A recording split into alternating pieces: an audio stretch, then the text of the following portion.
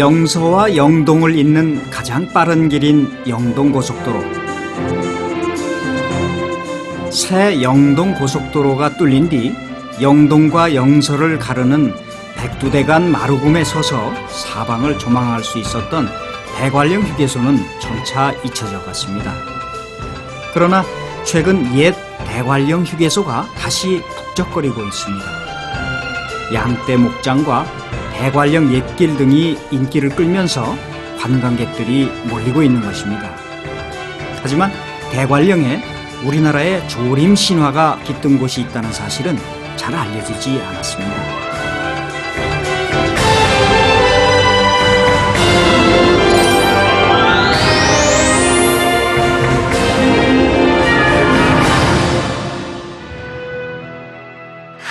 안녕하세요. 한겨레 신문의 환경 전문 기자 조음섭입니다. 2018년 동계올림픽 개최지로 강원도 평창이 선정되면서 전 세계인의 눈길이 쏠렸는데요. 동계올림픽뿐만 아니라 평창에는 세계인들의 관심을 받고 있는 또 한 곳이 있습니다. 바로 대관령 특수조림지인데요. 제23차 세계산림과학대회에 참가한 세계산림학자들은 대관령 특수조림지를 방문해 세계에서도 사례를 찾기 어려운 조림 성공지라며 높은 관심을 나타냈었는데요. 그 이유는 무엇이었을까요? 세계가 주목하는 한국의 산림 녹화 비결, 지금부터 대관령 특수조림지로 떠나보겠습니다.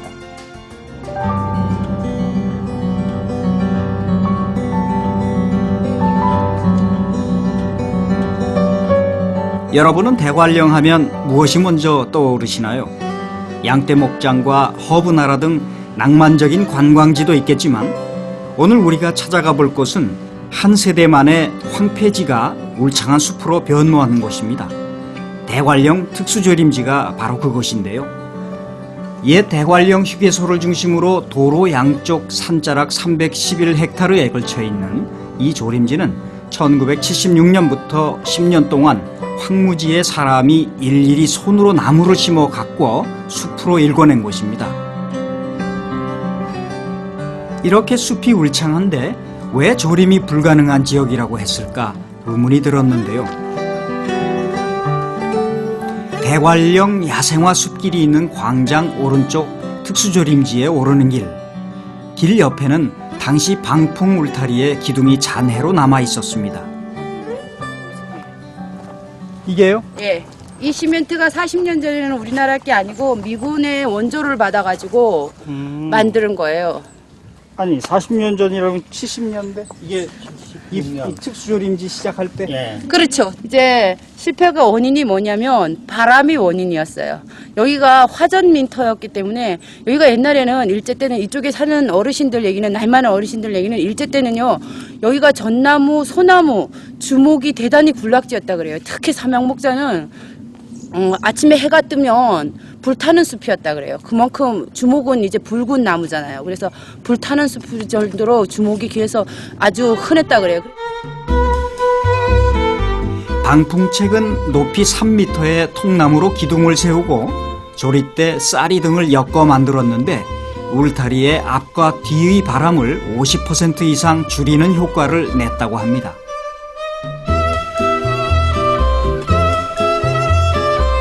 특수조림지에는 20m 길이의 울타리가 240여 개 세워져 총 길이는 4,800m에 이르렀습니다.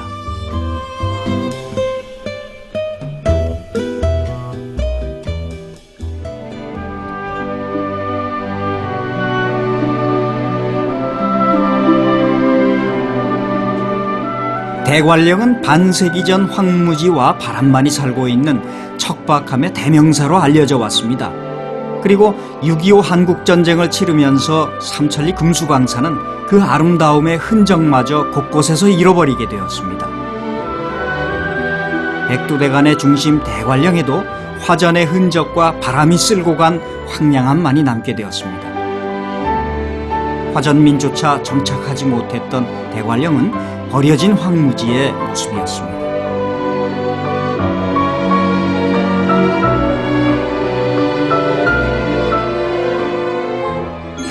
화전민들이 개간을 해가지고 계단식 밭을 이용하다가 그때 당시에는 엇갈인 무를 주로 생산을 했어요. 그때 엇갈인 무 하면 서울에서도 알아줬고, 그래서 생활하다가 73년도 화전 정리하면서 지역 주민들은 타 시도로 이주를 시키고, 그 다음에 여기서 73년도에 기초조사를 다 마치고 74년부터 본격적인 정리를 시작했죠. 바람을 차단한 방풍 울타리 뒤에서 나무들이 자라고 있었는데요. 35년 전 황무지를 숲으로 바꾼 기술은 아직도 살아 있습니다.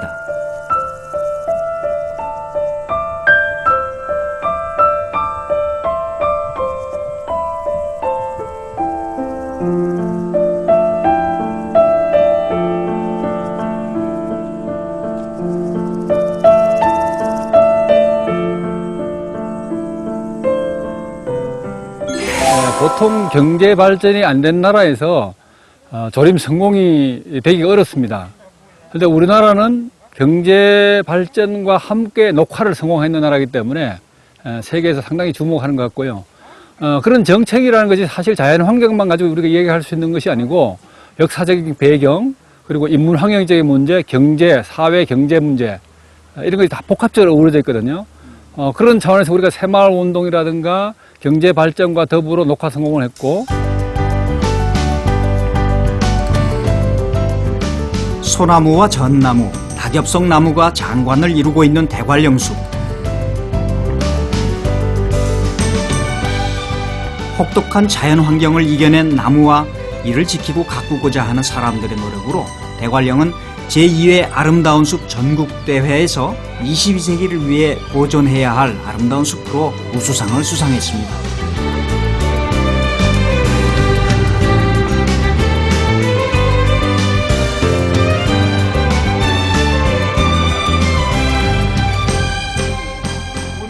여기에 심을 때 아주 재미있었어요. 저도 어렸을 때 이 대관령 지역도 논이 있었습니다. 그런데 논이 있는데 벼가 조생종이라서 무릎 위로 올라오지 않아요, 커도.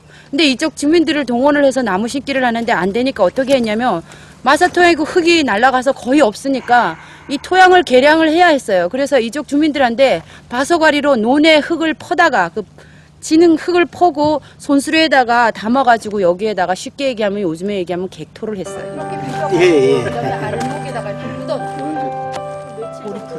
경북 울진, 충남 안면도와 함께 우리나라의 3대 명품 소나무 숲으로 꼽히는 대관령. 수령 100여 년 정도의 소나무가 거대한 숲을 이루고 있습니다. 작은 바람에도 이리저리 흔들리는 나뭇가지와 크고 작은 녹색 물결을 만들어내는 잎사귀들.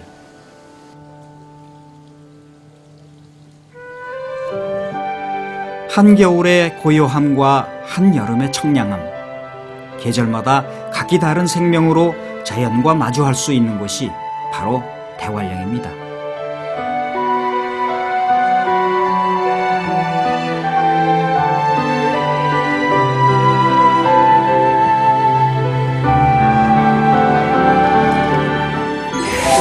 (74년도에) 조림을 해서 일부 시범 사업을 했다가 실패를 많이 하고, 그 다음에 나서 본격적으로 바람이 원인인 걸 알고 바람막이를 하면서 조림을 하게 되었죠.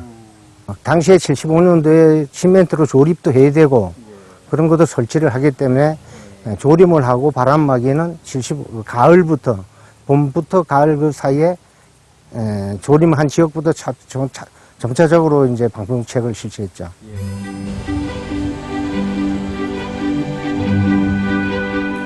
대관령 정상 일대는 극심한 바람과 추위로 산기슭에 조림 사업이 성공한 뒤에도 벌거숭이로 남았습니다.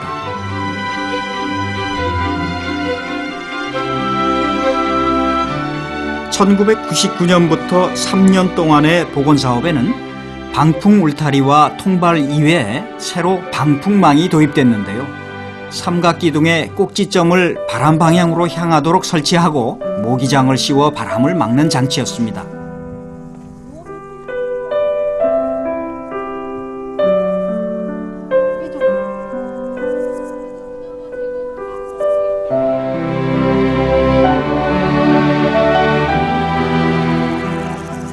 이렇게 여기를 했는데도 불보다 요거밖에 안 큰 거예요. 나이는 엄청나게 많지. 이게 한 17년생? 17년 정도 풀려?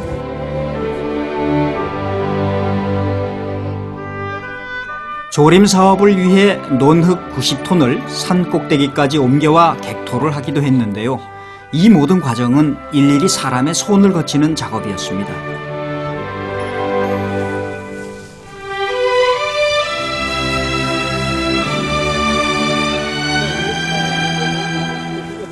풀을 심어요. 예, 예. 근데 요거를 아까 그쪽에 통발. 모기장 같은 걸로 했다는 게 이건 모기장으로 한 거죠? 네, 요만한 걸 갖다 심어갖고 삼각대를 이제 여기 바람이 일로 오니까 요렇게 삼각대를 만드는 거죠. 그래가지고 이제 했던 건데. 대관령은 해발 800m 이상의 고산지대로서 폭설과 바람이 많습니다. 또 연중 200일 이상 안개가 찾아드는 지역으로 산 정상 부근은 나무의 식생이 불가능한 곳으로 알려져 왔는데요.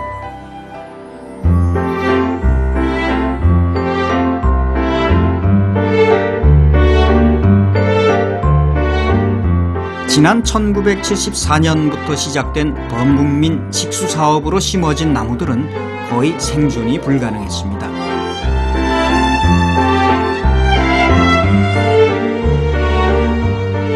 대자연에 맞선 인간의 의지를 시험하는 듯 수많은 장애물들이 식생의 앞을 가로막은 것입니다.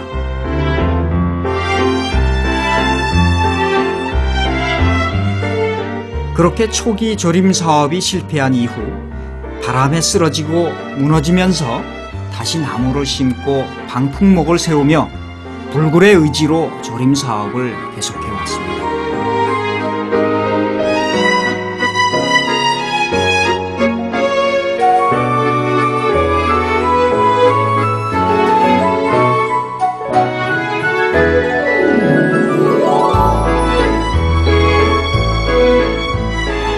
이 땅을 푸르게 만들겠다는 의지 하나로 버텨온 삶.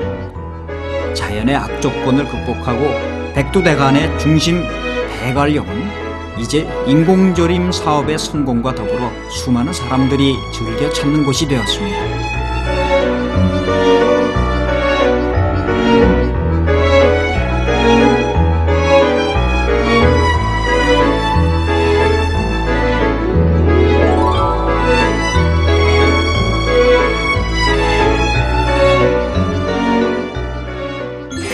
우리가 역사적인 배경에 일단은 우리 삼국시대나 고려시대나 조선시대까지 이르기까지 제왕의 첫째가 치산치수였거든요.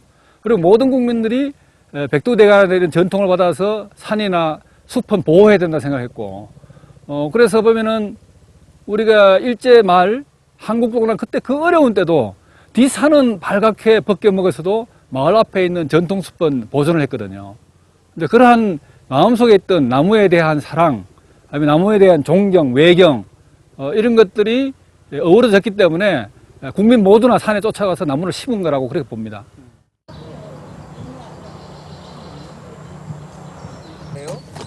그 자료로 저희가 좀 쓰면 안 될까요? 이거 네, 아주 점점 네, 그래도 그거 설명 좀 해주세요. 하나만 내가 네, 가져왔는데 가을부터 시작이 됐다 그래요. 13년도부터 가을에 시작이 돼가지고 각 지방에 여기서만 안 되니까 굴치만 가지고 다 안 되니까. 제가 신문에 쓰려면 처음에 이게 특수조림지다 보니까 과연 이것을 사후 관리를 어떻게 해야 될까 굉장히 망설여졌었어요. 그래가지고 1997년까지는 손을 안 대고 그냥 빽빽 했었습니다. 그래도 1998년도인가 공공근로가 처음에 생기면서 그때 그 많은 인력을 가지고 여기서 이제 그 간벌, 속가배기 작업 그때부터 이제 부분적으로 뭐 몇 헥타 하다 보니까 이게 되는 거예요. 그래 그 후 이제 2000년도, 2002년까지 여기를 전 면적을 다 이제 간벌 생산을 해가지고 산물 수집한 거는 매각도 하고. 해발 800m, 초속 3, 40m의 강풍이 부는 대관령. 때문에 나뭇가지들은 모두 약속이라도 한 듯 한쪽으로만 자라고 있습니다.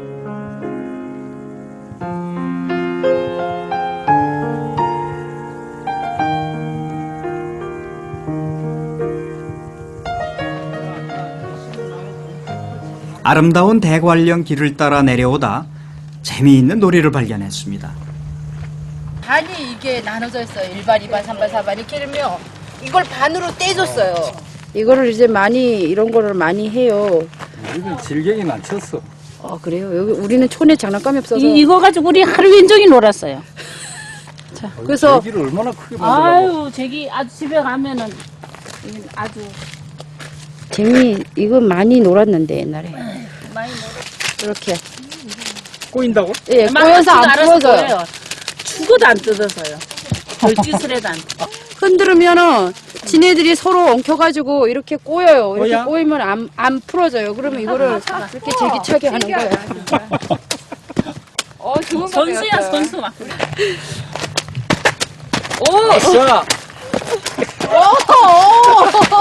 자, 저도 오랜만에 동심으로 돌아간 기분이었는데요. 생각만큼 쉽진 않았습니다. 요즘에 하니까 애들이 숲에서 프로그램 하나 이래 드린 거야. 그러게요. 인도를 이용하던 걸 저쪽을 길을 마루금을 못 이용하게 하고 여기로 가는.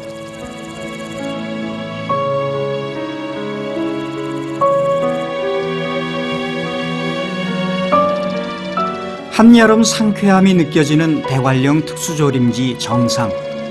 일본의 식민지 침탈과 한국전쟁을 거치면서 거의 모든 산이 벌겋게 벗겨졌던 한국에서 어떻게 녹화에 성공했는지는 이미 국제적인 관심사였는데요. 그러나 흔히 생각하듯 단지 나무를 많이 심는다고 녹화가 되는 것은 아닐 터. 심는 것보다 많이 베어내면 살림은 다시 헐벗기 마련입니다.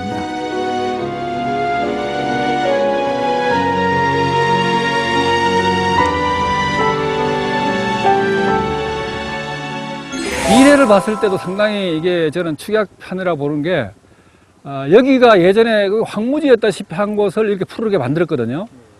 그랬을 때 지금 다시 이제 이 숲이 원형으로 어떻게 가겠느냐 하는 거는 저는 시간이 걸려야 될 문제라고 봅니다. 지금 바로 할 수 있는 건 아니고요. 근데 우리나라 다른 쪽도 마찬가지가 녹화는 됐지만은 지금 뭐 금방 워낙에 경제수다 이러는데 사실은 땅의 힘은 아직까지 굉장히 약합니다. 그 땅의 힘이 몇십 년 동안 저 북돋워지고 난 다음에 여기도 마찬가지지만 북돋워지고 난 다음에 우리가 정말 미래 뭐 경제수라든가 이런 걸 키워낼 수 있지 않을까 그런 생각입니다.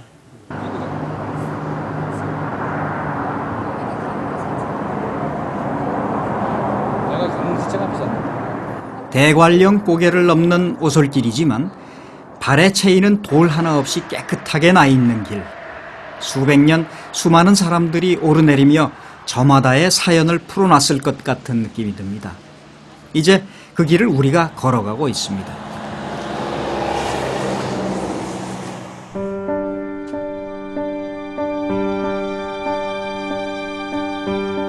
대관령은 빼어난 풍경 탓에 옛 선조들도 그 아름다움을 예찬했는데요.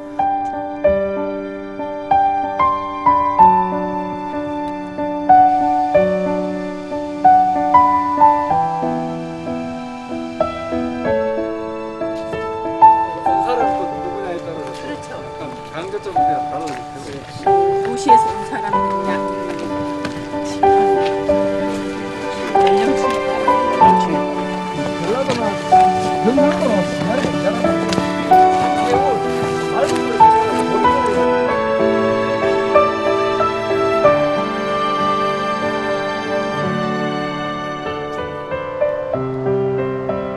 조선 후기의 최고 화가인 단원 김홍도 선생은 관동 8경 여행 중 대관령의 아름다움을 화폭에 담았습니다.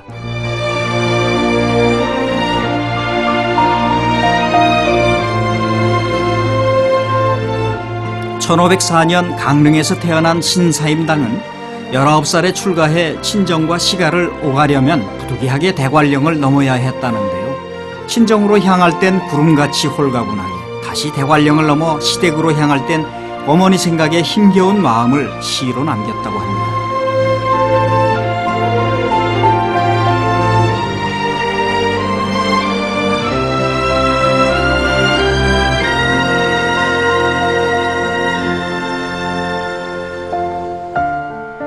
험한 굽이길 때문에 예부터 99굽이로도 불렸던 대관령.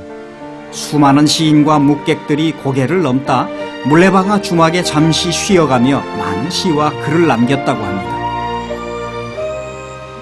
그 UN 기구인 FAO에서 1980년 초반에 한국을 2차 세계대전 이후에 세계적인 조림 성공국, 녹화 성공국으로 치켜 세웠습니다. 그리고 요즘 들어서 이제 플랜 B 쓴 그런 분들이나 UNEP 사무총장이나 이런 분들 다 이구동성으로 한국이 이 녹화 성공의 모범 국가다. 한국을 보고서 따라가면 되겠다. 이런 이야기들을 많이 합니다.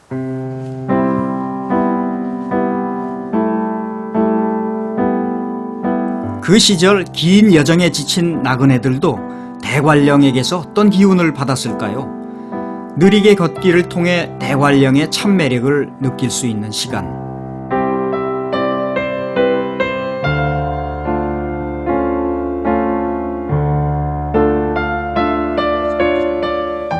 나무와 풀이 안내하는 대로 걷다 보면 옛 이야기들이 이어집니다.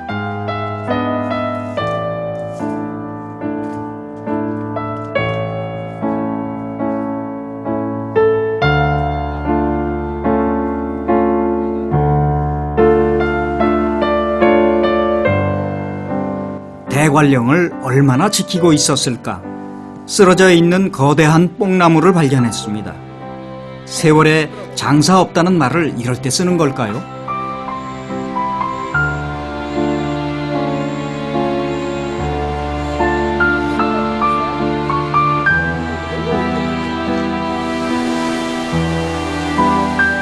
시원한 계곡 물소리를 음악 삼아 천천히 걷다 보면 자연과 함께 호흡하는 듯합니다.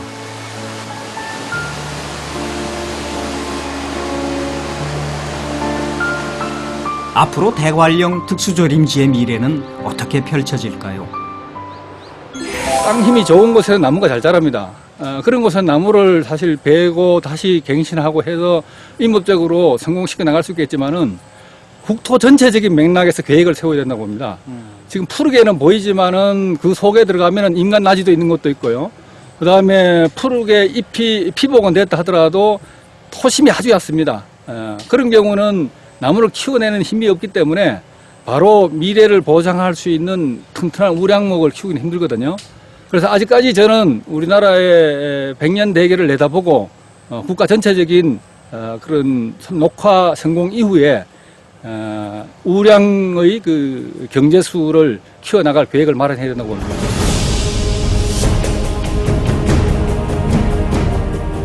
혹한과 강풍으로 인해 벌거숭이였던 땅. 이제는 한 세대만의 푸른 숲으로 수십 번 쓰러지면 또 일으켜 세우는 굳은 의지로 세계를 감동시킬 조림지로 기억되길 바랍니다.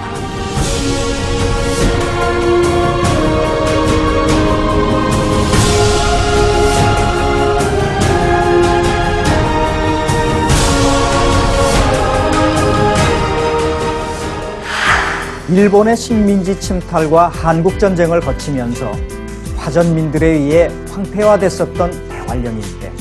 조림 사업이 시작된 지 30여 년이 지난 지금은 현나무와 낙엽성 등 다양한 침엽수들이 모여 울창한 숲을 이루고 있는데요. 강추위와 강풍을 이겨낸 대관령의 숲은 마치 일제강점기의 모진 고난과 역경을 견뎌냈던 우리 민족의 고든 의지와 꼭 닮아 있었습니다. 대관령 투수조림지는 세계 최단기 녹화 성공 신화를 기록하며 이제는 세계 산림학자들의 견학 장소로 활용되고 있는데요. 숲의 기적을 만들어가는 우리나라의 생태 복원 기술에 이제 세계인들의 관심이 집중되고 있는 것입니다. 여러분들도 대관령 특수조림지에서 인간의 의지와 땀이 만들어낸 기적을 함께 느껴보시는 건 어떨까요? 오늘 여행은 여기까지입니다. 감사합니다.